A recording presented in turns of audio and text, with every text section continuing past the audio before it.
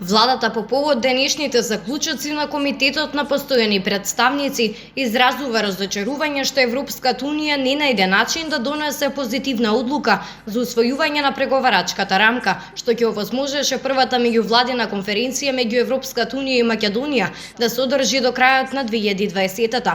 За жал се потврди ветото на Бугарија со кое не се дозволува почеток на преговорите на нашата земја во Европската унија, иако според сите извештаи на европските институции, ние ги исполнивме сите критериуми за да се прифати преговарачката рамка и да се одржи првата меѓувладина конференција за да започнат преговорите. Ние испорачуваме Европската унија не ги одржа своите ветувања и во овој момент не го добиваме правилниот одговор.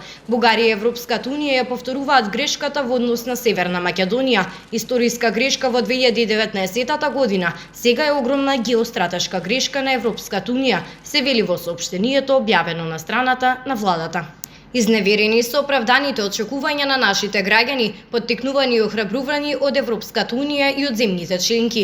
Разнишена е довербата на голем број од граѓаните на сите држави од Западен Балкан. Оваа грешка е мотивација за уште посериозно продирање на интересите на трети страни во срцето на Европа.